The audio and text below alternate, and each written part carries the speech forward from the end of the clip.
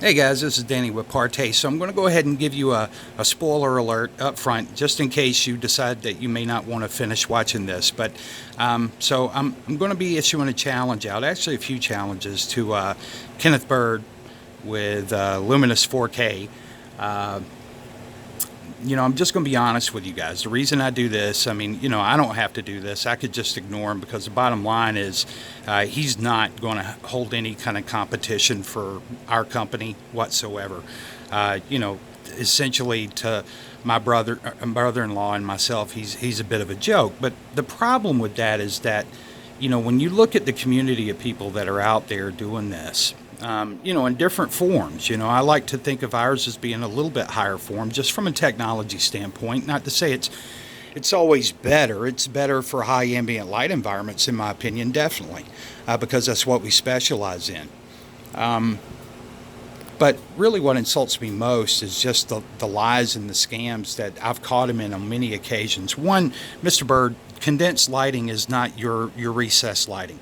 Now, maybe that's just some slang term you cause it, but condensed lighting is actually when you liquid cool photons to the point that they merge. Look it up. It's online. That's not condensed lighting. And it just goes to show that you don't have any real intelligence in the field of lighting. And if you don't have intelligence in the field of lighting, you're not going to be very good at this, which we already know that he's not.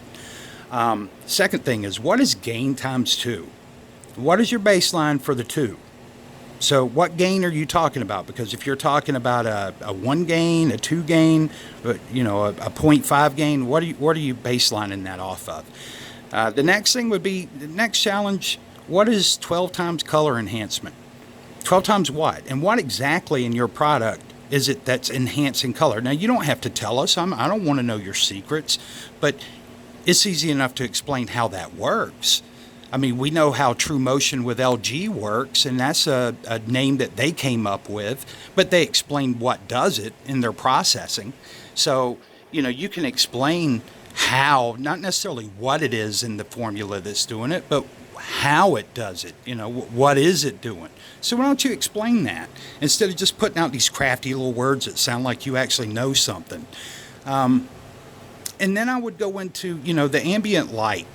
And this is a big one for me, and you guys will hear this over and over from me.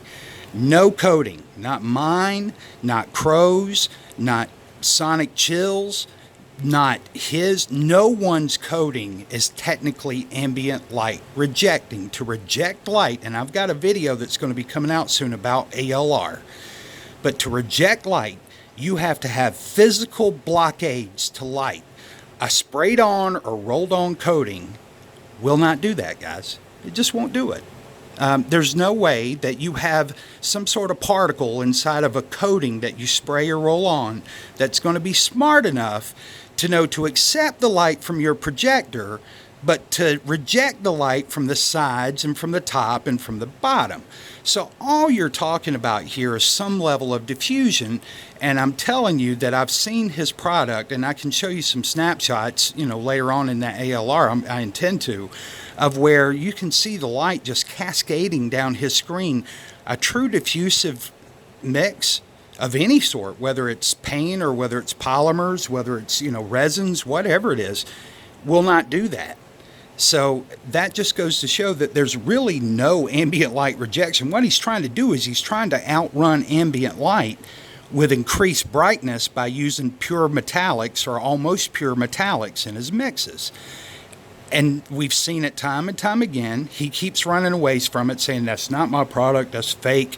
But you can see it in his videos. You can see it spot in his videos. You can see all kinds of nastiness in his videos. You can see a heavy, heavy, heavy blue push. What I mean by blue push is if you look at his images, they always look like there's an overcoat of blue across them. That's because of the heavy silver metallic that's in there. That's what silver metallic does when you overuse it. That's the reason we walked away from using silver metallics, because they do push blue so bad. So you get color shift, and that is a technical phrase, Mr. Bird. Color shift is a technical phrase. So here's my last challenge to you. I've got a panel here that you have your little silver panels, and I don't know what you're going to do with these things, because anybody who's got any sense isn't going to want seams. Now, you could use them as decor, and as I had even mentioned to you, Mr. Bird, I could see where a DJ may want to use them in their DJ booth. So that was even back whenever I was trying to be civil with you.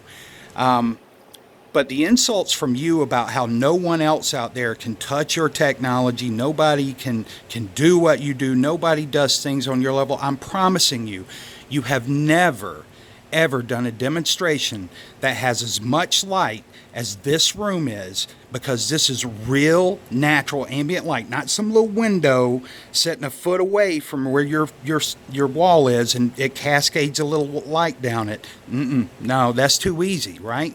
This is full facing, side light, front light. You have never done a demonstration in this kind of environment, other than when you walked outside at 7:15, 7:30 in the morning, and I've shown where you can do a projection image off a concrete wall at 8 o'clock in the morning. So it's a parlor trick. It's not something that's real. It does not show anything about your product other than it's shiny. And I can get my 4-year-old niece to paint a piece of this, a silver metallic color, and it be shiny and show an image up to about 8:30 in the morning. Now, once the sun rises above the horizon, you're not going to get that image, and neither are you. That's why if you could get one at 9 o'clock or 10 o'clock in the afternoon or in the morning, you would have already posted it. So once again, my last challenge to you is, I just tested the lux on this. You can see that it's 344 lux. Show me where you can get this kind of image off of your stuff, whatever that quote unquote technology is. Show me where you can get this kind of image. This is setting 4.5 feet away, is not spotting. You see that? Is not spotting. 4.5 feet away with daylight coming all at it. Get you a light meter, because any pro should have some sort of light meter to test the lux so you can tell. Don't just say, oh, it's really bright in this environment. Show us how bright, because your white walls don't fool me.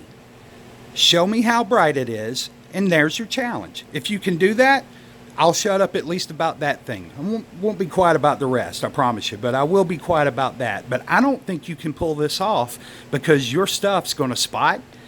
It's going to wash out. It's not going to have anywhere near the color depth that this has. So my challenge to you, best of luck.